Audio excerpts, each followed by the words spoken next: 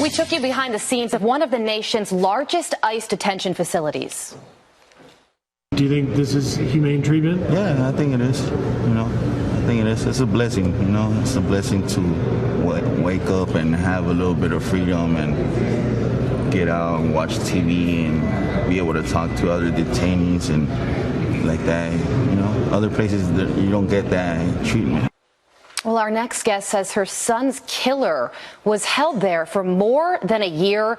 In 2012, Sabine Durden was heading to work when he was hit and killed by an illegal immigrant driving in California. Today, his mother speaks out. Joining us now is Dominic's mom, Sabine Durden. Sabine, thank you so much for being with us today. We are so sorry for your loss. Your son was a 911 dispatcher, and I understand that he was killed by an illegal immigrant who was convicted twice of drunk driving? Yes. That, and he had 2 felonies as well. Yes. Wow. So when you saw Griff Jenkins' piece about what it's like in the Adelanto detention center, how did that make you feel? Well, I walked in after it started, so I was just watching it and wondering where that was till my husband told me to just hold on. It's the place where Dominique's killer was. And I stood there in disbelief watching it because it looked more like Club Med. And then this guy saying it's such a blessing he gets to hang out and meet new friends and do his recreational. And then I'm watching as they get medicals and dentals. And I know California, I used to live there. How many people would appreciate that kind of treatment? Homeless veterans that can't get that treatment. Yeah. And that's why that is one reason why we need to end sanctuary cities and states, because this is no deterrent. This is an invitation for other illegal criminals because they get everything they need.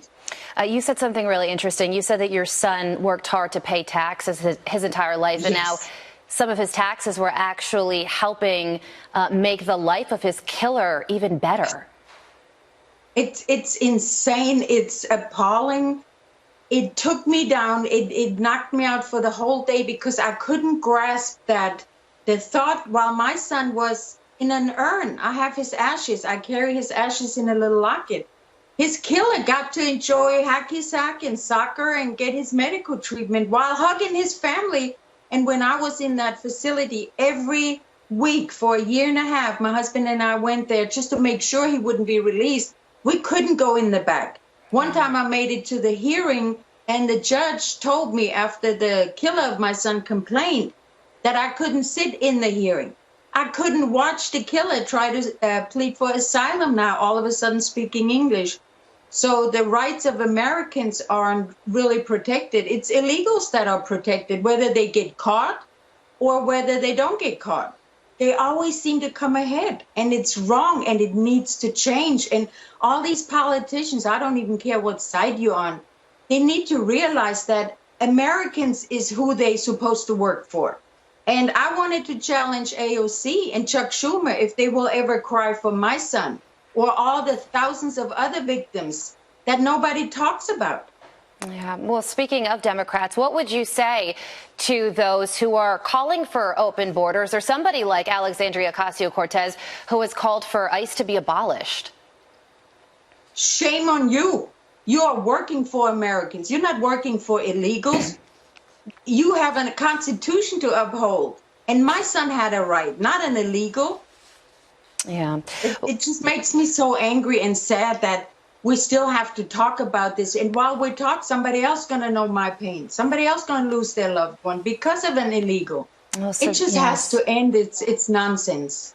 Yeah. Well, Sabine, I know that you have become such a good and outspoken advocate for your son's memory. So it is being kept alive through you. And you are also, you were born in Germany and you came here legally. Right. So that's something that we should bring up as well. Sabine, thank you so much for being with us. It's a double whammy. I did it the right way. My son lived the correct way and lived by the law. And now we have to deal with lawlessness. Yeah. Thank you so much. And my family was destroyed and everything's gone. I'm so sorry to hear that, but thank you for speaking out. We appreciate it. Thank you. All right.